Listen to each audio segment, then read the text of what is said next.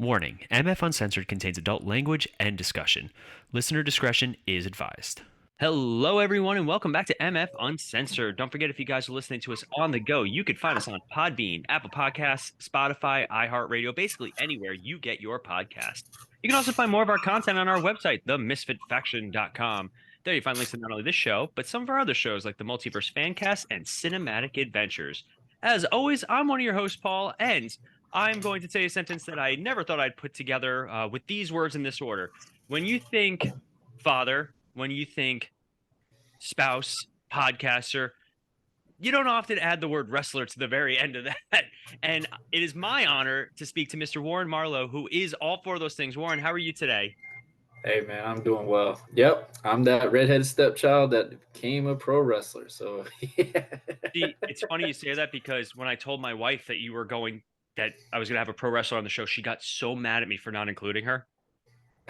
She was like, because so full disclosure, my wife is a huge wrestling fan. Like she Mhm. loves wrestling. She grew up with like the Attitude Era, and she Okay. she teaches me about wrestling. Like we watch a lot of wrestling shows. Like you got like Wrestlers is big on Netflix right now. Mhm. She loves Young Rock because it's just funny. Yep. It's a good time. So normally when we watch like movies or TVs, like the nerdy stuff, I'm explaining every detail to her in painstaking detail. But now, whenever we watch wrestling, she's so super into it, and it's really fun to see her nerd hat kind of jump out. So, speaking of Mhm. hats, Warren, you're a man of many hats: wrestler, dad, spouse, podcaster. How do you balance these roles, and what drives your passion in each of them? I'm just somebody that likes. I don't want to have that, when it's all said and done, that what if moment. Hmm. When I've come from high school, I mean, I was not the best athlete, but I held my own. I mean, I was a shadow under so many talented people. So, I mean, I've had my chances where I was like, hey, I could do this, but let's go do this. Like, I got these options. And I mean, I was always that person, like, hey, you know what? I can't make it in basketball. Okay, let's go and try football again. Let's go do these things and stuff like that. I've always been just on the go constantly. The main reason why I changed from, basketball, because I did play a little bit of college, I found out I was going to be a father. And, I, if anybody knows me, I've always wanted to be a family man. And so I literally changed my whole life just to go and be a dad. And it was a whole different transition, getting to hold someone that not only you help create, but someone that's going to look up to you and be like, hey, what's this in the world? Hey, what's my purpose here, dad? Like, why is that person look at me? Why is this little things like, hey, is that Cheeto really good, dad? Like, it's like those things. Like, it was just one of the biggest moments of my life. And and when it comes to that, we also found out that he was borderline autistic, and when he was 12 months and stuff like that. So I don't try to brag on that stuff, but you have learned the word patience, and patience grew for me to be not only a dad, to being all over the place. I mean, I went and put my foot into semi-pro football for a little bit, decided it was going to be away from my kid too long, so I was like, all right, back to being a dad.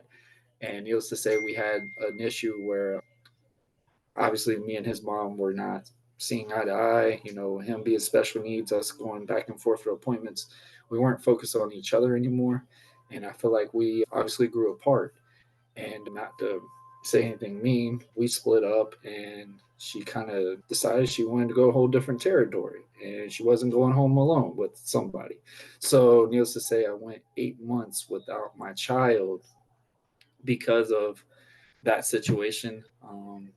Anger, a lot of resentment. At times, I went through some of my lowest moments of my life.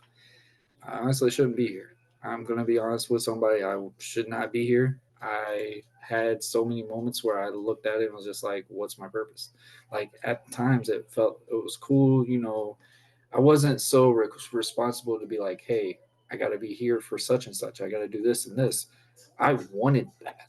I mean, I'm 22 years old and I'm wanting to be that parent. I'm seeing kids getting to see what their dads. I'm seeing people that I went to high school with become fathers and stuff like that. And just seeing all those little things that I wanted it so bad.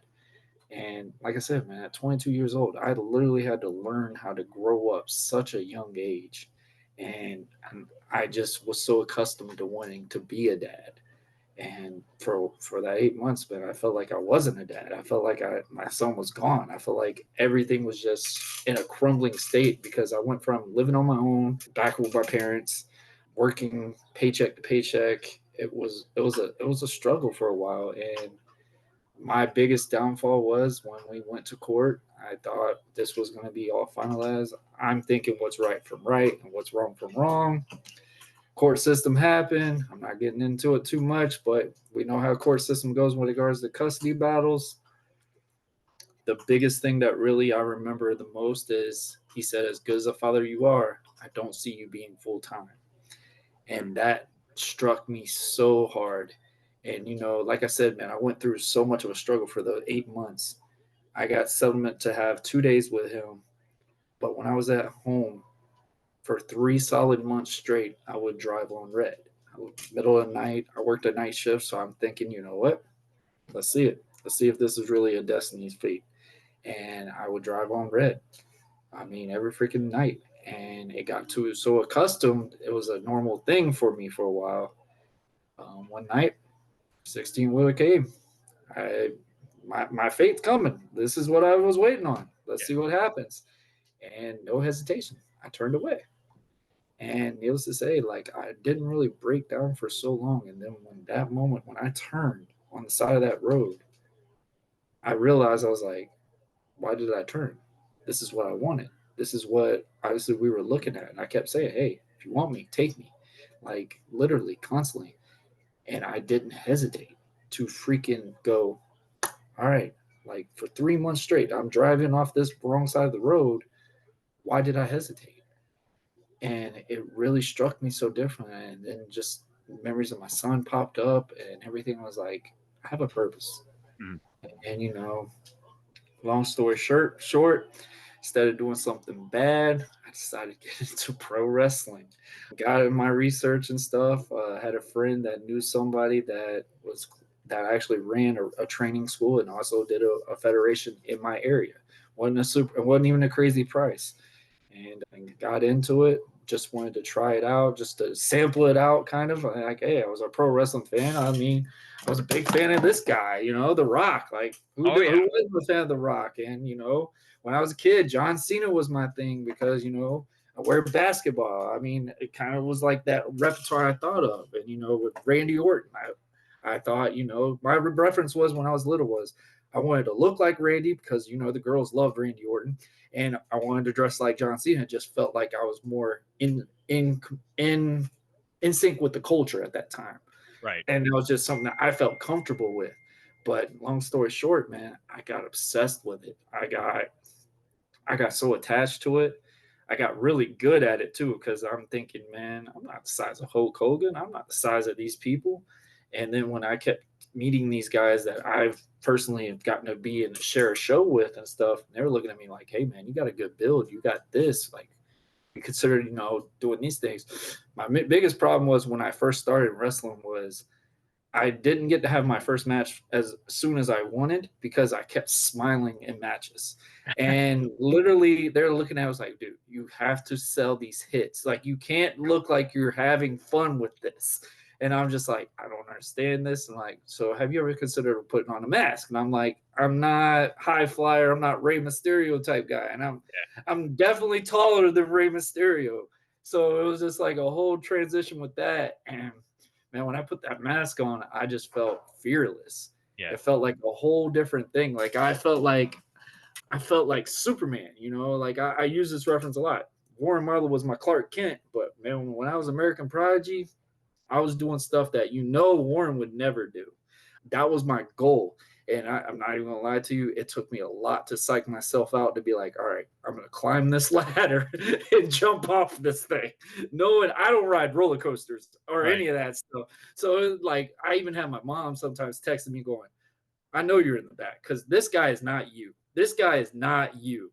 And it was just like those whole different transitions, man. I got so good with it. I got obsessed with it. My son loved it. Oh my gosh. My son thought I was like some dang superhero. And, and seeing some of the purposes that I have with wrestling, man, it was a beautiful thing. And then obviously, wrestling is quote unquote fake, what we like to call it, right? It almost took my life at times. These things are not a safe thing. Like, I remember when I first started, I was like, hey, man, where's the trampoline to this? And I look at them like, huh? Where's the net? Is there? I'm sitting there like, there's got to be springs on. There's no way you're jumping this high. And when I got up there and I started doing these things, they filmed me. And I never knew I could jump high enough to do these things because Yeah. I played basketball and I know I couldn't even dunk. So I know I'm not that high of a jumper. But with the boards and stuff like that, and obviously how the balance of the ring, it looks like you're just in the midair and stuff like that. And people would tell me like, hey, you got some good ups on this. And I was like, I wish I had this in basketball. I wouldn't be doing this. But it's like, these little things that I learned, obviously, when it cuts down to like 5 years in it, and I got hurt. And that definitely was a big depression at the time too. But my main, like I've said from day one, is I'm a family man. And my reality was when I came home after a training, which I got slammed in a wrong way. It was with a new guy, and it was on me somewhat, but I thought he knew what he was doing. And needless to say, kind of slammed me a little bit slanted. I landed flat on my neck. And I've only landed on my neck maybe twice ever in my life. I think in wrestling, twice, maybe twice. And I got up, no problem. But when I went in the car, I had like a 30-minute drive.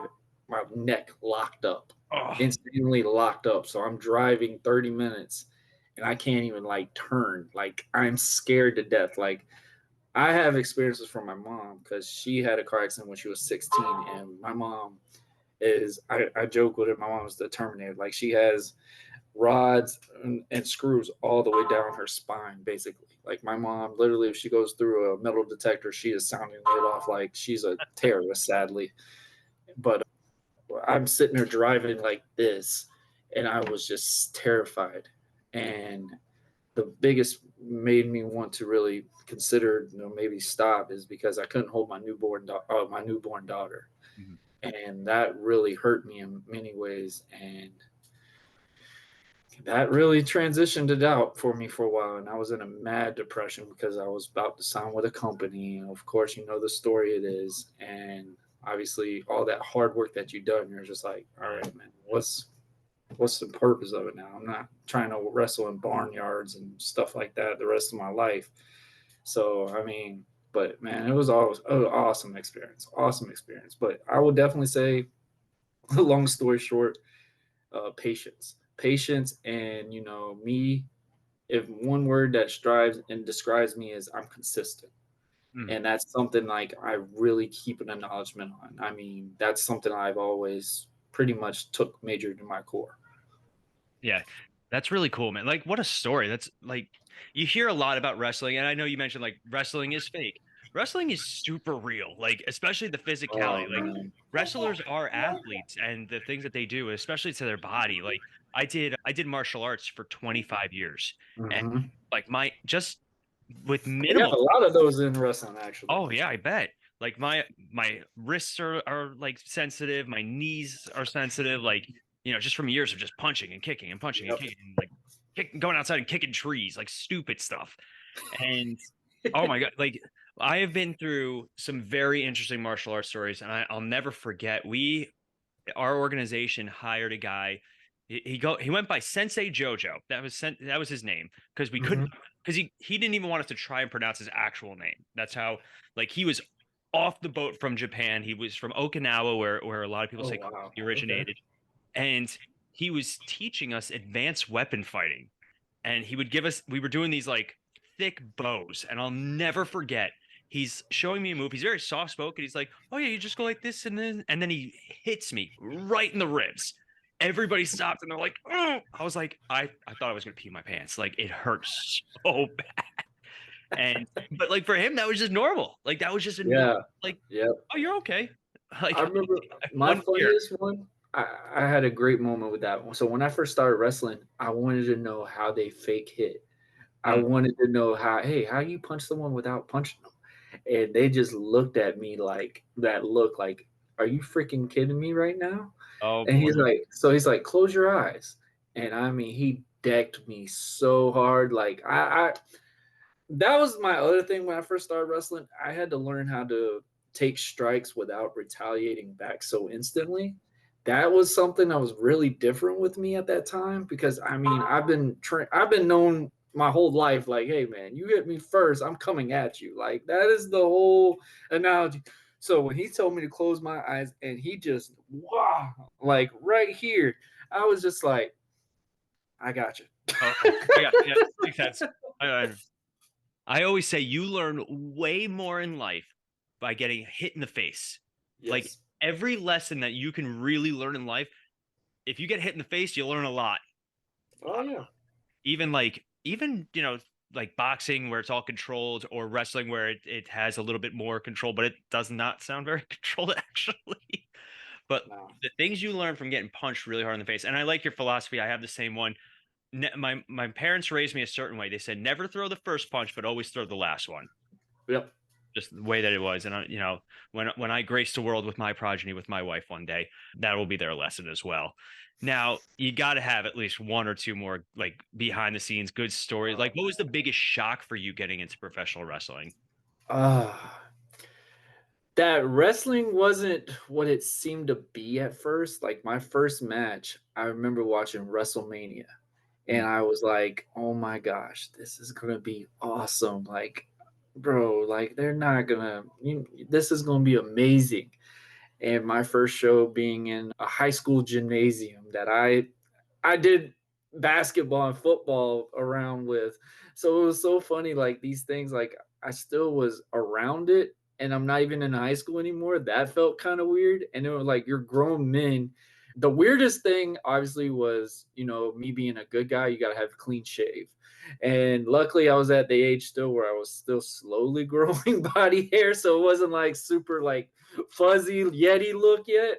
But just some of the things my obviously the biggest funny one that everyone likes to talk about was you remember the Nair, Nair, Oh, I like know. the Nair. bottle Nair. I have terrible Okay. stories about Nair that I'll never. Oh, this is about to get really there, and I don't think I've ever mentioned this one on a show. Oh, So needless to exclusive. Yes. say, so needless to say, my friend, shout out to my buddy Eric Moore, he would show me that, hey, I don't have to shave my legs. I just put this on my legs, I pull the little rag on it, and it wipes it off. So I'm like, oh, that's cool. So I did it to my legs. Okay, no problem. I'm sitting there thinking, like, hey, I keep getting broken. I break out when I'm shaving my chest. Same. So why don't I just try that? Let's just put it this way. I had a third-degree burn because of this daggum nair on my chest. I got to find the picture. Actually, they actually photoshopped the picture because I was so red with the mask on. It was very atrocious. I'll have to send you the picture later, but Yeah, yeah. like they had to make my chest look insanely purple. Like it was that burnt because I got impatient at the time because I'm sitting there just slowly wiping. It didn't feel like it was coming off, so I'm sitting there like this, rubbing it a little bit more. And needless to say, I I I was probably more purple than Barney the dinosaur that day. Like, oh my gosh! And this was supposed to have been my debut show. It was one of their biggest shows. It was like over 700 people in this building, and it was close to my hometown. And it was like I'm so excited. I had people coming. We had this packed out crowd. I was supposed to make my debut, and needless to say, when they saw me take my shirt off, I'm like, "You're not going out tonight." Oh, I was so pissed. yeah. So I learned Nair about didn't put me over. yeah, I learned about Nair in my 20s, and I have a similar issue. Like when I shave, especially my chest, I break out bad. Like it's Hmm. not attractive. And so I learned about Nair, and then they have Nair for men. They'll do that. Yep. And because originally it was just for women's legs, and now body grooming and manscaping is the big thing. So I remember doing Nair, and I remember going, "Why does this burn? This shouldn't burn, right?" And then I read the label. I'm like, "Oh, if it's burning, I'm too late. It's already It too didn't late." feel like it when you put it on your legs. Like it felt like a normal like lotion. But And when the you put worst is that if you sucker on your chest, it's like, what did I just do? Yeah, and the worst is when you get a little too close to some more important parts, And I didn't do that part. I didn't do that one. Luckily, you I did all got the to the no. part like my whole side right here was just like it felt like somebody was taking sandpaper and just scraping my chest with it, and I was just like, I can't do it anymore. So I've I tried so many different things. Like I did Nair, and I said I'll never do that again. And then I got to the point I was like, all right, I see body waxing. Okay, I saw this kid at Walmart. I was like, all right, let me try that. I said, nope, I will just shave the day before the show. It won't break out until the day two. I'll be okay. But yeah, I've tried so many different things, like, because shout out to my dad. I have hairy jeans because of him.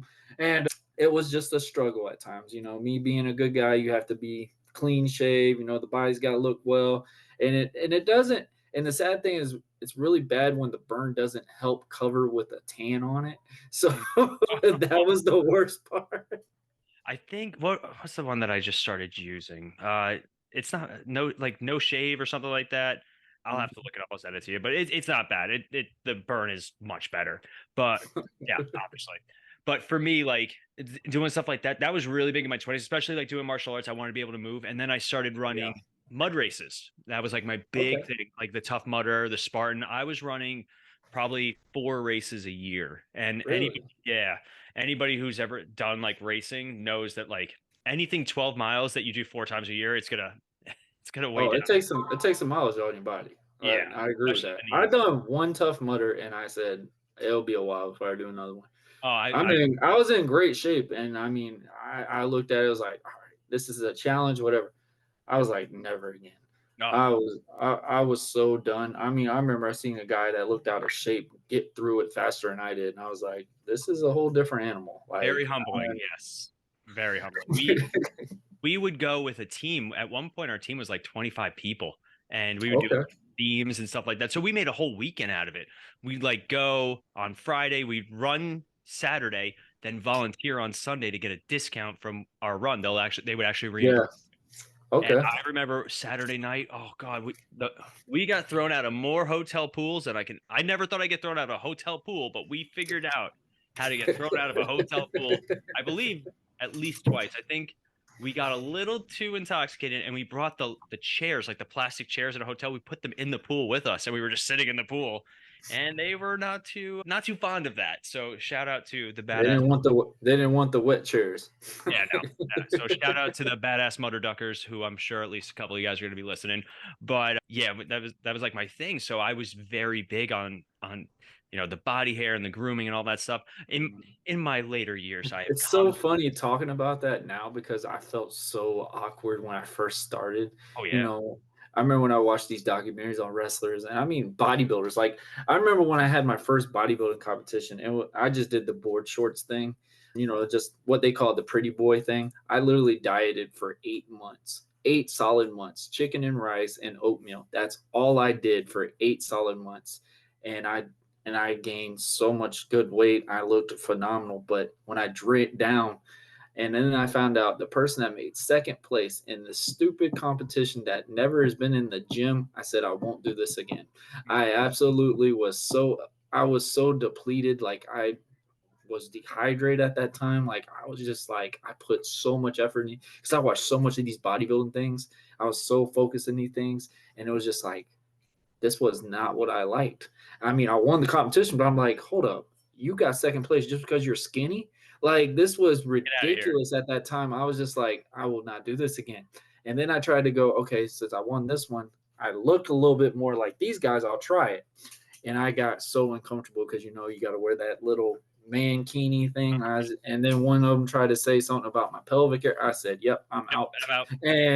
And find myself into pro wrestling is just like a weird transition for me because it felt so awkward at the time, going out there in tights.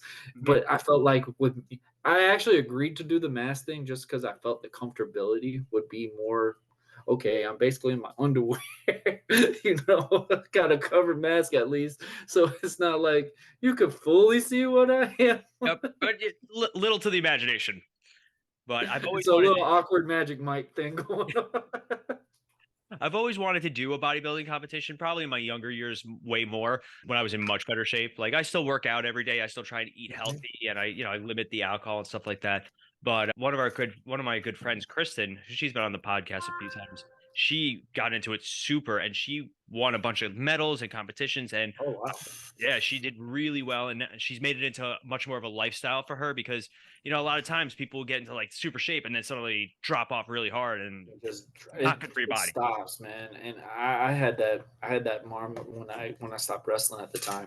And the funny thing is, like I said, man, I'm very persistent on just my overall thing. I didn't like how I was feeling. I mean, the main reason why I stopped going to the gym because I mean, just lifting my arms up felt like a workout. Like that really was different from anything I've ever trained for in my life. So for that to happen to me, I was like, there's no purpose in me going to the gym. If I have to sit here and do this and I'm sweating doing that, that is not acceptable. The only reason what it got me to get off my my butt and do something, I pinched my stomach and I felt like a pudge was there. I said, Yeah, never again. I won't do this. I'm not accepting this. I went from doing just bands. It was so embarrassing for like 3 to 4 months. I'm like not even able to lift weights yet. I'm in the gym. I didn't even want to wear tank tops at the time because it was just like it did not look right for me. I got this nice little size body, and literally I'm over here playing with 2 pound dumbbells, if that, and that's like heavy for me. Like it was a whole oh my gosh. I had to drop the ego and everything, but that realization, man, when I pinched myself and I had a little of that little pudge, I was like, absolutely not. We're it's not the doing this. struggle. It's the struggle, and you know what? It only gets harder as you get older. Like It I, does. I It had to does. really reevaluate everything about my lifestyle. Like the biggest realization was when I found out that I couldn't eat the same amount that I used to, and Yep. so then I started lifting heavier and I started eating more. And unfortunately, the caveat was I was lifting more and I was getting bigger and I was getting stronger, but Eating less. eating too much. So Oh yeah, yeah, yeah. the stomach came with it, and now I'm trying to go backwards, but still keep the size. It's rough, and like some people invest a lot of money into doing bodybuilding, and they'll hire trainers and nutritionalists, and they'll track their macros and all that stuff. I found myself at the point where I wake up early in the morning, I work out, I do whatever workout I want, I just kind of enjoy it, and then I go to work, and then I come At home. least you've done something. That Yeah. says for the main, and that's something I tell people all the time, man. It's like just get up and move. Get Mhm. up and move. You don't have to go to the gym. If you don't feel like you need to go to the gym, don't go to the gym. But for me, my wife looks at me. If I don't go 2 days and she sees that I'm moody or cranky, she's like, "Here's the keys. Go." Like she knows. She obviously knows. Like, hey, you haven't been in 2 days. Go. I'm not dealing with you. Go lift those weights. Get all that out. Come home and be a different person. Yeah, Like it's it's amazing so how funny. the wives know us better half the time than we know ourselves. Like same thing when my wife and I first started dating, she realized it was fitness and being healthy was a big part of my life. So now when we go on vacation, she's where's the gym? All right, I'll go to the gym in the morning Oh while she's man, still asleep. that's my biggest thing, and I think it got us in trouble a couple of times because I remember. Well, sadly, her father passed away, but he had scheduled us to go to this cabin. I think it was some cabin. It was somewhere in Georgia because we were evacuating from the hurricane. Mhm. Which, long story short, the hurricane found us in Georgia after Oh we wow. evacuated. So that was pretty funny. But my biggest thing was I don't care what the hotel looks like or whatever, but what is there I could do gym wise? Is it a machine or is it the dumbbells? Sorry. Uh, so literally she looked at me, she's like, babe, I don't know if there's a gym. Knowing your dad, there's probably not gonna happen. That's not even the case. Like you don't need to worry about that gym. I was like, she's like, you have dumbbells, that's what you're gonna have. You're gonna have three dumbbells that are there and they're not gonna match.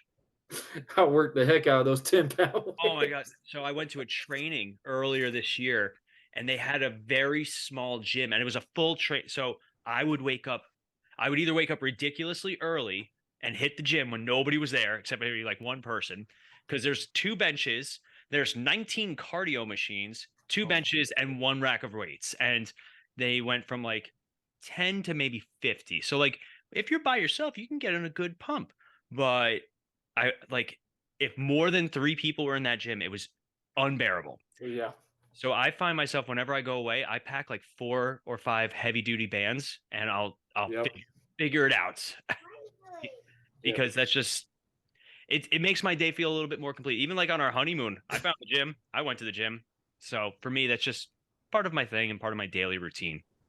As long as you go, that's all I tell people, man. As long as you go do something, if you're happy, you're happy. If you don't feel like you need to go, don't go. But I'm not, I don't sit here and want to hear people talk about, oh, this is what I used to look like. Because when they start that, that's where they're like, oh, I could look like this, but Right. I don't have the effort to go and do this. And I'm like, you do have the effort, you just don't want to do it. And if it was a shot or something like, I mean, we can call some people out. If you want to lose weight, they want to take a shot now and stuff like that. And I'm just sitting there like, as much as you want to make that effort to put that shot in your body, you could easily do it. Yes, it's not going to happen simultaneously, but you will feel more better because obviously you have that longevity span from losing the weight the right way compared to taking the shortcut. And that's something that I always learn too is shortcuts are there, but it's better just to go from beginning to the ends because you can literally say like a video game. You play from the beginning to the end. You're not playing for the cheat codes or the codes or anything like that. Some of them you can't even do that now anymore. I Oh remember yeah. when we used to buy, I'm speaking our age now, when we used to buy these game books and we would look for Oh these yeah. codes for those Or Game uh Boy games. or like Game Genie, I think was one. Game Shark, like you actually like attached it to the game and it would put codes in for you. It was wild. Man, I try to use that so much for a Pokemon game because I was just sitting Oh there, I was yeah. like, I can't sit here and spend all day playing There's this. 150 of these things. Get out of here. Yeah. But literally, man, you just feel more accomplished from starting from that beginning stage to now. And I feel like that's where you get those and that's something I tell people all the time is like, it's better with that hard work push than taking the shortcut push because the shortcut push is that's only temporary. You get to that physique, you do whatever, but now are you going to go that extra mile? You're probably just going to be like, nah, I'll just rely on this later on. And then you find out, oh, you've got health issues and you got these things and you can't do these things anymore. And then it goes to the point where it's going to make it even harder for you to start from that bottom again. And that's where I feel like a lot of people get to that point. It's like, yeah, I've done it once and I'm not doing it again. Mhm. And I feel like that's where a lot of people mess up on. But man, it's crazy how many people would take a shortcut before anything else. Yeah, I totally agree. Now let's switch gears because we're getting towards the end of our time. I want to hear Mhm. about your podcast, man. Like you have your own show. Like tell us about it. Yeah, it's the Buzzing with Marlo podcast. It started out just basically, me coming off my injuries with pro wrestling. I wanted to kind of like let the fans know American Project is alive and still, doing his thing. We went from just interviewing just random people that I knew from high school and stuff. It was kind of like a high school reunion without having a high school reunion because we didn't have one. So I was like, with COVID, that Yeah. was basically the whole startup for the podcast is because there's nothing going on. There was no. I'm tired of watching reruns on TV, so let's record and have fun with it. And I saw this Anchor app, and I was just like, all right, worst case scenario, I just play one episode. I'm hearing my voice record, and I could delete it. It's not like it's like, all right, whatever. Well, needless to say, I send it, and over 100 plays the first day Wow. and wasn't edited. It was an hour and 13 minutes long. It was just basically about me, and people loved it. And they said, "Man, you sound like you could do this." And after my third episode, Anchor messaged me and was like, "Hey, you could edit these, right? Everything in the background." I'm not. This tell you how new I was to it. I was recording off my phone. I had a Bluetooth headset, but I'm in a room that has the worst sound you could possibly hear. So you're hearing like it sounds like a thunderstorm while I'm talking on the microphone. But people were listening to me. But Anchor literally reached out to me and showed me how, like, hey, this is how you can edit this and all these little things. And I just done this stuff off my phone for the longest time. And I went 2 seasons with just audio only, and then shout out to my buddies, my commission brothers, Dre on Wheels from the 1130 podcast, and my buddy Blackheart from the Off the Top Ropes podcast. We formed a wrestling podcast called The Commission Talks. It was basically a collab. I'm pretty sure you've experienced this too, on social medias where they go, hey, man, we want to collab, but you got to listen to their episodes. But then they find Right. out they're not really listening to your episode. They'll subscribe to you for a second, then unsubscribe to you. And we used to call some people out with that. And that's what caused us to start commission talks. And the collab that we had with it was like a gentleman's club format. And he used to say, they pushed me to do video and stuff like that. And I've interviewed, from a former Playboy model. I've interviewed Larry Hankin. I've interviewed, Oh, we know Larry. We've got Larry's number. yeah, Yeah. Larry's a character, man. I Larry was a love lot of Larry. fun. I will say, out of all celebrities I've ever interviewed, Larry will tell you, "Hey, I got a set time and give you an hour." Oh my God, he was so strict about it. But He loves to talk.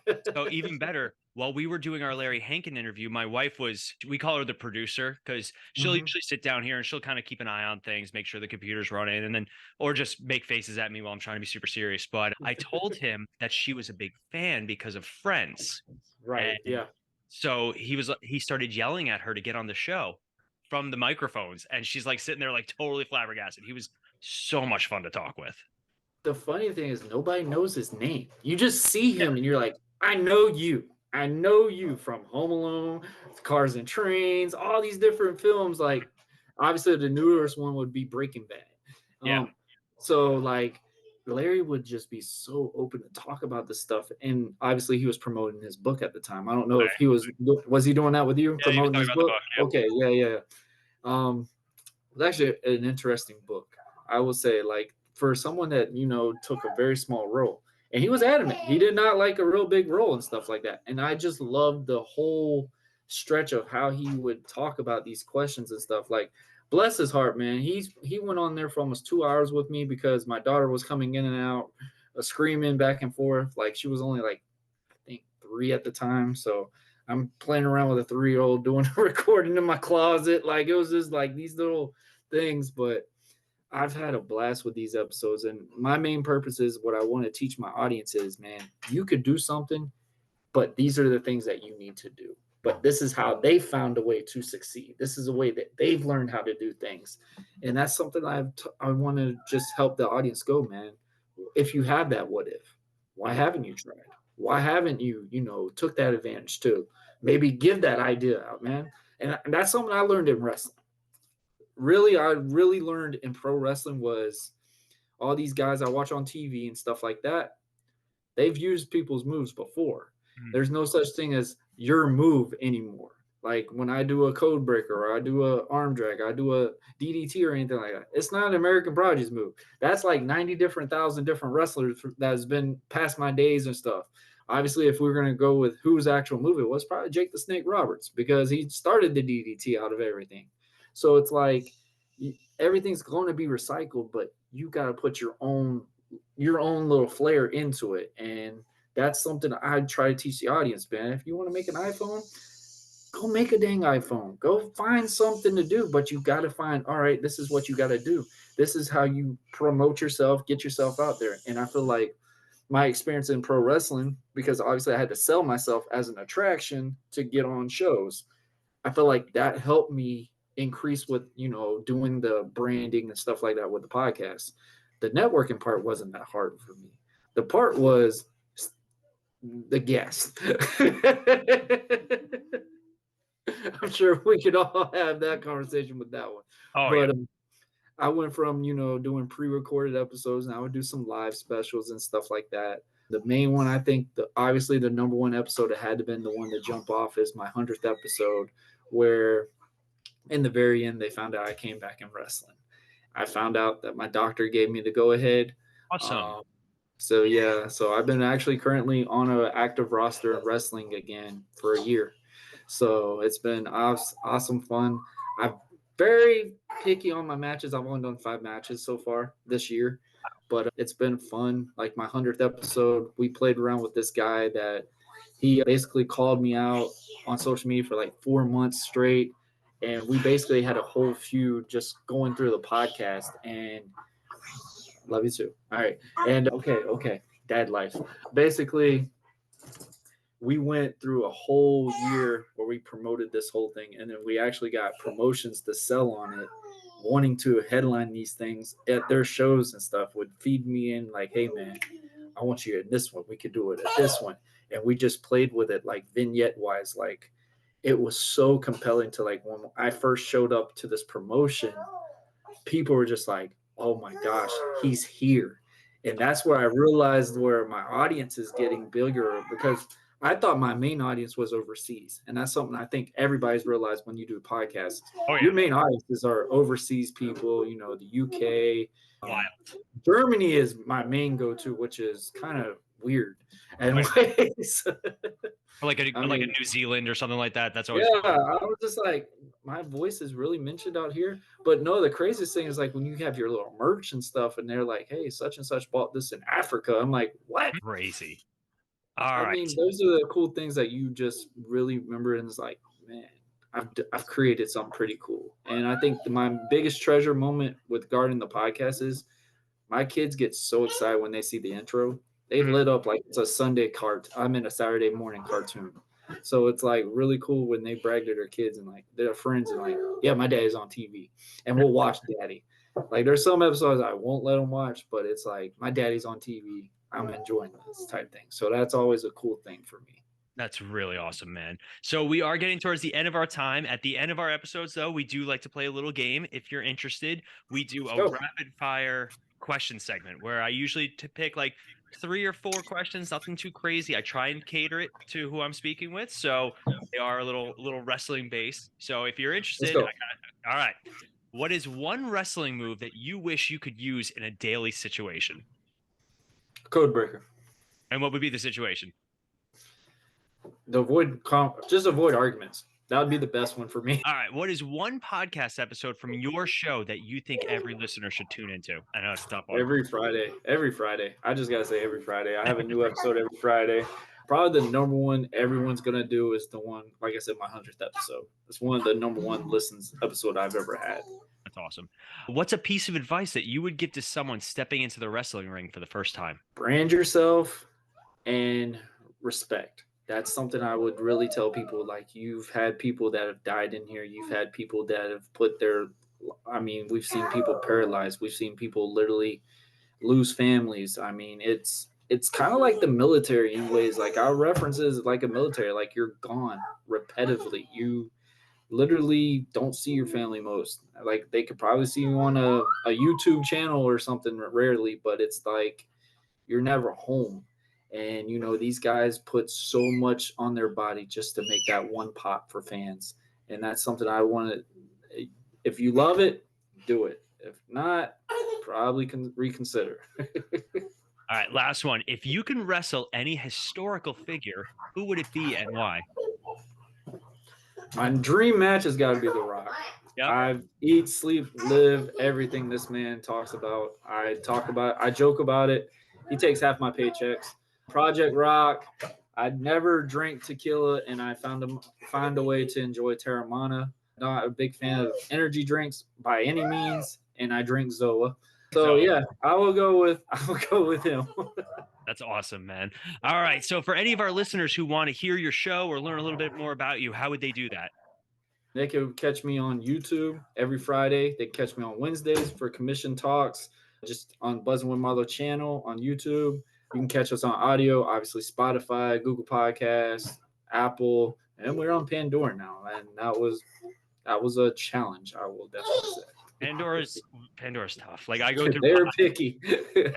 I go through Podbean, and Podbean's usually very good at getting you on all these different things. Mm-hmm. But yeah, Pandora took a while, and I was kind of surprised with how long it took. It was a struggle. So that's gonna wrap us up, Warren. Thank you so much for coming on. This was fantastic, man. No problem. We'll have you back on soon. Yeah. Right. Take care. I'm going.